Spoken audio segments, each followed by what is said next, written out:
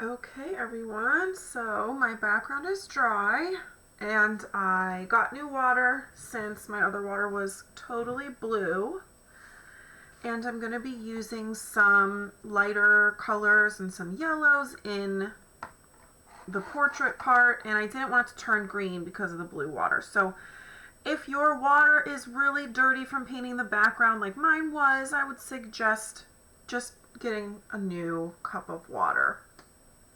So what we're going to do now for the next step is to add a base layer for the face and the hair. So keep in mind the base layer is not going to be super dark, it's just kind of an underpainting. So you might have to mix your colors. I'm going to probably mix a nice light yellowy peach color, and again, if you need to open your paint, this one's already open, but there is it's hard to see in this light, but there's a little pokey guy in the top of the lid, so if you take the lid off, flip it over and puncture the foil, the paint will come out. I'm using the same Tupperware lid. I did not clean it off. I don't think that'll be a problem though. And I'm putting some paint on there. Again, the most I would take out of your tubes at a time is this little dot, maybe the size of an M&M, just because, you know, once you take it out, you can't really put it back in, and you can always get more later. You don't want to run out of paint.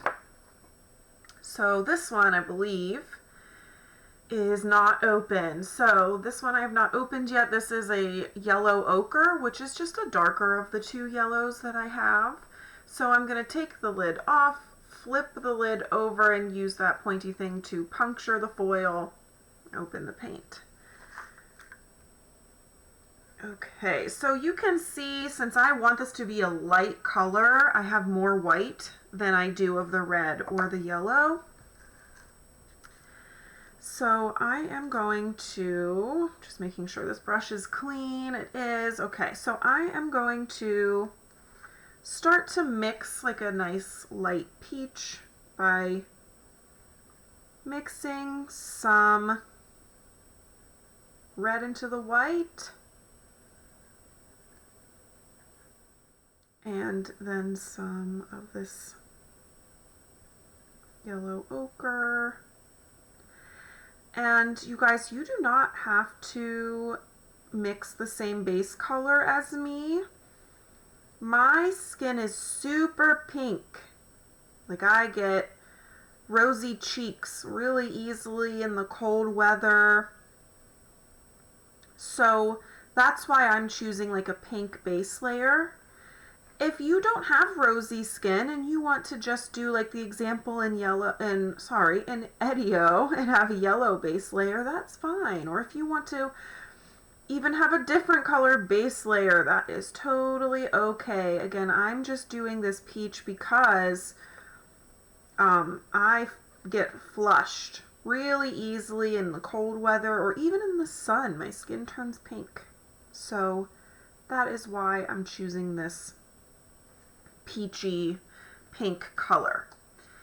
So now I am going to start to apply that to my painting. I'm putting a little bit of water in there just to thin it out. You're still going to be able to see my pencil is kind of starting to smear a little bit, but you should be able to see your drawing through the paint, so you don't have to paint it on like super thick to the point where you cannot see your drawing anymore. So that is for the face. And I'm going to leave it like that. Later, I will go back in and paint in some shadows and highlights. And for my hair, guys, if you want to do a base painting that's the whole thing is the same color, that's fine. but I know that my hair is a lot darker than my skin. So if I have, say, blonde hair, I might be able to use the same base color for my face and for my hair. If I had, you know, nice tan or a nice darker complexion that was closer to my hair color, I might be able to use the same base color.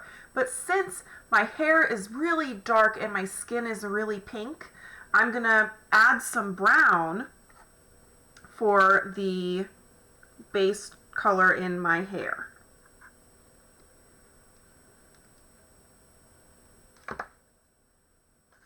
So I'm just going to mix some of the brown into this peach that I mixed up. And I'm going to paint over my hair. And you know what, you guys, if you want, say you've always wanted pink hair and in real life you don't have pink hair.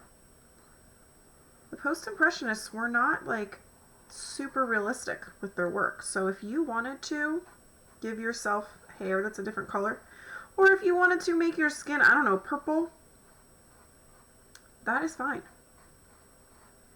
Because those post-impressionists, they were not super concerned with realism, you guys.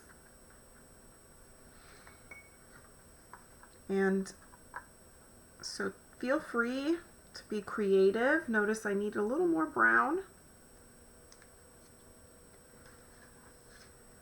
And then I'm trying to think about what base color I want my sweater or my scarf to have.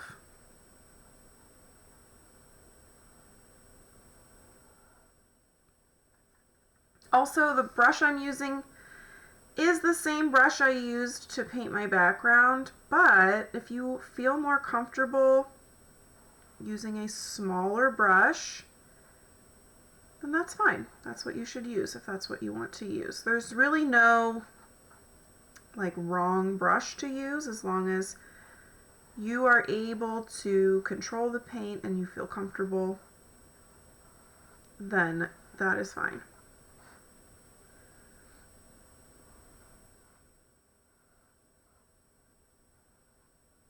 Okay, so now I have a base layer for my hair and for my face. I think that I am going to have maybe a burgundy as my base layer, or as the color for my sweater and my scarf. So maybe my base color will be red, and that way I can paint over it. Maybe I'll just make it a nice pink. I can paint over it to add more highlights and shadows and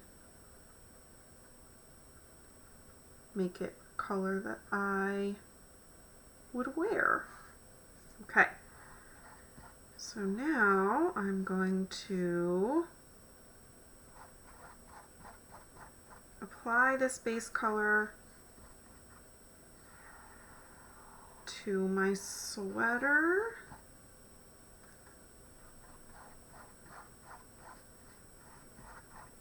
It's nice rosy pink, and later I'll go back in and add some things on top to make it more of a purpley red, red violet.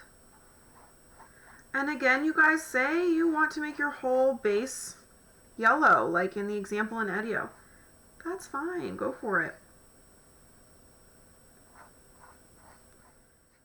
I just wanted to make sure that you guys saw an example of a variety of different base colors. So, you know, if you wanted your base color to be light, you saw that here. If you wanted it to be darker, you saw that in the hair. And if you wanted it to be something not as realistic to your hair, like say you want pink hair, but you don't have pink hair in this painting, you can have pink hair and your base color could be something like what I am painting on screen right now.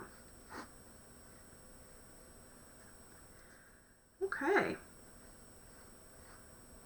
And I'm going to leave my scarf white because I think I'm going to paint it. I'm going to leave it white or maybe a light gray. So I'm going to leave it white for now. And that is the base layer.